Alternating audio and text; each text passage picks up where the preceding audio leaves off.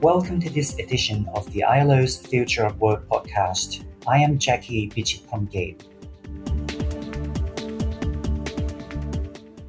Every migrant worker has a story to tell, their motivations to leave home and seek work overseas, the challenges they face, and their hopes and fears for the future. Yet, despite a raft of research on migration, little is known about one important group, migrant workers with diverse sexual orientation, gender identity and expression, or SOGIE for short. With me today to discuss this is Emily Dwyer. Emily is a trans woman, co-founder of Australian NGO The Edge Effect, and the lead author of a new report entitled A Very Beautiful but Heavy Jacket: The Experiences of Migrant Workers with Diverse Sexual Orientation, Gender Identity and Expression in Southeast Asia. Emily, welcome to the Future of Work podcast. Thank you very much, Jackie. It's wonderful to be here and to share what we found with people doing work in this area in Southeast Asia and around the world. Emily, let's start by talking about acronyms. Many people are aware of the LGBTQI+ acronym. However, they may be less aware of SOGIE. Why the new acronym and how does it differ from LGBTQI+? Yeah, the first thing I'd say, Jackie, is I'd encourage people not to get too hung up on the language. I think within LGBTIQ communities or communities of people with diverse sexual orientations, gender identity and expressions and sex characteristics, there are lots of differences, there are lots of nuances, and language is important. But in this case, the issues are far more important than the language that we use. The report looks at migrant workers with diverse SOGIE. Just how big a group is this? We don't know how many migrant workers there are with diverse SOGIE. In fact, in most countries in the world, LGBTIQ people or people with diverse SOGIE are not counted in censuses or in other data collection exercises. That's true also when we're looking at the labour sector, when we're talking about migrant workers. So we don't know. In some respects, it doesn't matter either. We know that LGBTIQ people or people with diverse SOGIE are everywhere. And we know that from talking to some people, including the 147 migrant workers with diverse SOGIE that we talked to for this report, we know that they're out there. And that's, in a way, that's enough. So we don't need to know exactly how many. We don't need to know how many are lesbians or how many are gay or how many are transgender. It's enough to know that there are migrant workers with diverse SOGIE who are out there. And because they're out there, then the sector, policymakers, service providers, other stakeholders need to take into account that they do exist, that they often will have different life experiences. And their service needs might be different as well. And what did the report set out to achieve? The report really was trying to sketch a picture of who these migrant workers with diverse SOGIE are, why they go into migrant work, what their experiences are along the migrant work journey, how successful they are, whether they do get support from other migrant workers, whether they are able to get support from different stakeholders, including service providers in their countries of destination, and what happens to them afterwards. And there are some positive stories, but also some really challenging and really, really deeply concerning stories about what happens to people with diverse SOGIE when they're migrant workers as well. The report has a very interesting title. How did that come about? The title of the report, A Very Beautiful but Heavy Jacket, it's a quote which actually comes from one of the migrant workers, a man from Vietnam, who used this to describe the weight that he carries around being a person with diverse SOGIE. I mean, it's something that is really, it's a deep part of his existence, of who he is as a person, to be a person with diverse SOGIE, in this case, a bisexual man from Vietnam. So it's something which is beautiful, which is part of who he is, but it's also something that he feels a need to hide when he's working as a migrant worker, because he's concerned about whether he'll experience discrimination from other migrant workers, whether he'll experience discrimination from employers, whether his contract will be terminated and he'll forced to all of a sudden go home, whether he might experience violence or other forms of harassment along the way. What motivates those with diverse SOGIE to seek work in other countries? Well, to some extent, it's the same thing that drives anyone else to be a migrant worker. I think, and 72% of the migrant workers that we talked with for this report said that they migrated for economic advancement. So they're looking for economic opportunities that they don't have in their countries of origin.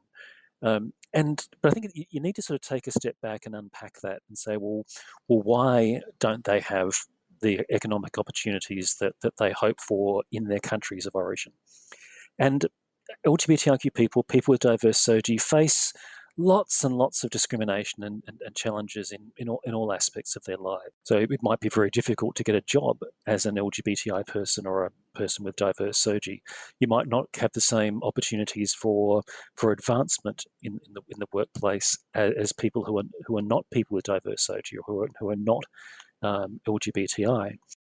As well as that, 72% who said that they were migrating or doing migrant work for economic advancement. 41% also said that they were trying to escape discrimination or trying to gain access to new freedoms. So I guess as well as the opportunity to work, the opportunity to make money, people are also trying to get away from some of that discrimination that they've experienced as a person with diverse SOGIE. And they're also trying to, I guess, put themselves in a position where they can explore who they are. And sometimes it's easier to do that when you're not surrounded by your own family or people who've known you for your whole life to that point. So, what challenges do workers with diverse SOGIE face when they migrate? Yeah, quite a few, Jackie. So it starts back in the country of origin. So they might not feel that they can go to the kinds of support services that exist in countries of origin, where people can get information about the country of destination, where they can get information about being a migrant worker. They might not feel that they can go to those government services or civil society services and say, well, I'm an LGBTIQ person, or I'm a person with diverse SOGIE, I'm gay, I'm lesbian, I'm a trans person. I'm going to this country. What should I expect? Are there going to be services there? Am I going to be able to get help if something goes wrong? Is there discrimination? So these are the kinds of questions that people often have as an LGBTI person or person with diverse SOGIE before they go into migrant work. And it's often hard to get answers to those questions. Then, if they do decide to go down the path of being a migrant worker, the next big hurdle is getting over a border. Some people use brokers or other agents. Some people don't. Some people have more or less trouble crossing borders. So some people with diverse SOGIE are a little more visible than others. So, for example, a trans person who's already transitioned into their own gender might look different to what their identity documents say. Because in lots of countries, as a trans woman, your identity documents will still say you're a man, or if you're a trans man, your identity documents will still say you're a woman. So when you cross borders, this can cause lots of problems. Sometimes lesbians or gay people or others will have a gender expression that is also obvious as well, and so they'll get targeted maybe for a bit of discrimination or harassment. There was a couple of horrible stories where people were subject to sexual abuse by border officials, and only just escaped from some really horrible situations. And how about when they arrive in their country of destination to start work? And then a variety of things can happen. And I should say some people had pretty good experiences, and we'll talk about that a little later. But in terms of discrimination, it came from a variety of different sources within the countries of destination. A lot of it actually came from other migrant workers. So this was particularly noted by migrant workers coming from Myanmar, who were in Thailand, but also from other countries, where they said that it was other migrant workers from Myanmar who were amongst the people who were treating them the worst. And this is often a really, really big problem because migrant workers are often isolated within their countries of destination. They might not have an opportunity to socialise much with people from that country of destination. Their housing might be where they work, so they spend a lot of time with other migrant workers. And if those migrant workers are discriminating against them, then where do they go? Well, they don't have anywhere else to go.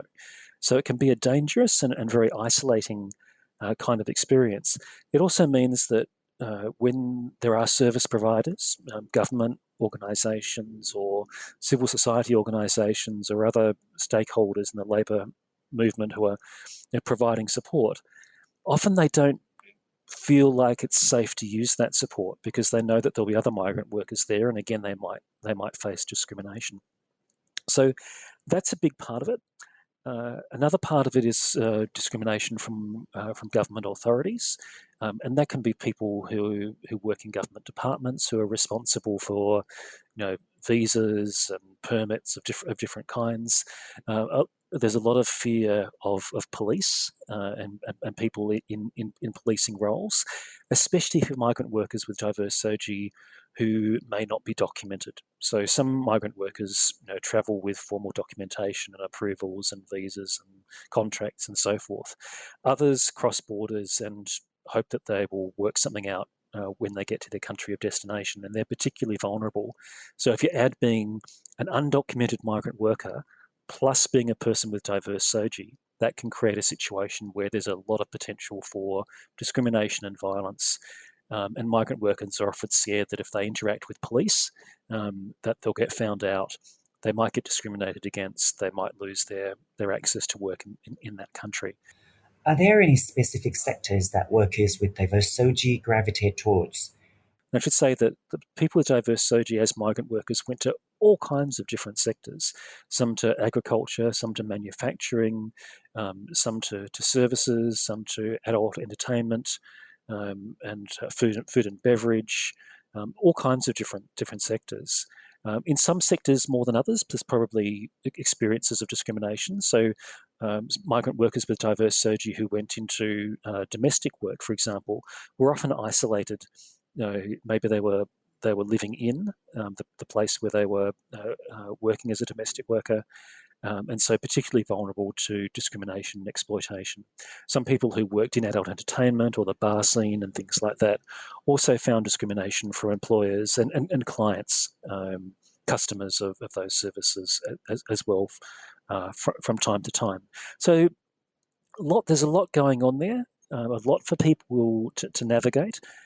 Some people managed to do that really well. Other people, had some really disturbing experiences where, there were instances of rape, of sexual assault, of physical violence, of people losing jobs, of people not being paid what they should be paid. And to some extent, these are experiences that a lot of other migrant workers have. And I think one of the things that we were trying to do with this report was really say that, well, yeah, I mean, migrant workers with diverse SOGIE, have a lot of the same kinds of challenges, experiences, successes maybe as other migrant workers, but there are also some things which are specific, which are different for migrant workers with diverse SOGIE. And that's why service providers and policymakers and other stakeholders really need to pay more attention to the data in this report, the stories that are in the report. There's lots of stories, lots of quotes from migrant workers, and we really need to do a better job of taking into account the differences of experience. You mentioned earlier that workers with diverse SOGIE did have positive experiences. Can you tell us about them? Yeah, well, some people, achieved what they set out to achieve. So we mentioned earlier that about 72% of migrant workers with diverse SOGIE that we spoke to were migrating for economic reasons. And of those, about 63% said that they were able to make ends meet in their countries of destination, but they also were able to save money and in some cases remit money back to their families in their countries of origin. They were able to develop new skills as workers And with that experience, they were also, when they went back to their countries of destination, they also had an opportunity to do work that they wouldn't have otherwise done. Some people were able to set up their own businesses and to have independence and demonstrate that people with diverse SOGIE or LGBTIQ people can be successful. So there were certainly economic success stories. 59% of migrant workers that we spoke to said that their quality of life in their countries of destination was higher than their countries of origin, countries where they came from. Part of that's economic, and part of that is the increased freedom or that they might be experiencing as a person. I mentioned a moment ago that some migrant workers were able to remit funds to their families. And one of the interesting things that emerged from that is that we found that of the migrant workers who did remit funds, about 43% of those migrant workers said that it really improved the relationships they had with their families. It's clear that migrant workers with diverse SOGIE face a lot challenges. What needs to change? Quite a lot. I think one thing to sort of separate out is direct discrimination and indirect discrimination.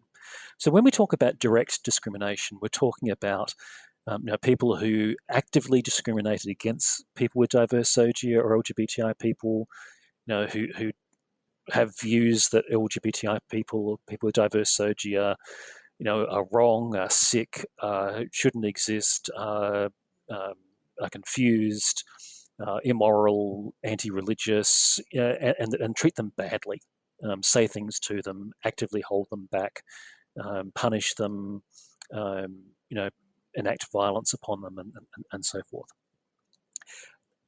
And that's something that obviously we need to stamp out.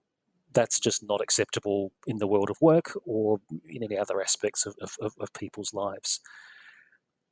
The second area, though, that we really need to put more attention on is indirect discrimination. And so it was interesting that one of the things, because we talked to a lot of migrant workers, but we also talked to service providers in countries of origin and countries of destination. And it was interesting because we found that amongst those service providers, just 18% of their staff had received training on diversity of sexual orientation or gender identity and expression. So more than 3/4, no training at all. When we ask them about the kinds of materials they have or the services they provide, only 4% of those service providers actually have specific materials or services for people with diverse SOGIE. So there's an assumption here that LGBTI people with diverse SOGIE can just use the same services as everyone else. But that's not always true because our life experiences are different, because we might fear discrimination for really good reasons, and so we don't go and access services in the same way that other people do. So it's not enough just to say that you don't discriminate. We had lots of people saying, we don't discriminate. Anyone can come here. But that's not enough. You actually have, as a service provider, as a stakeholder, as a policymaker, you have to go a step further and think, well, what are the positive steps that we can take to address the fact that LGBTIQ people have specific challenges, have specific experiences?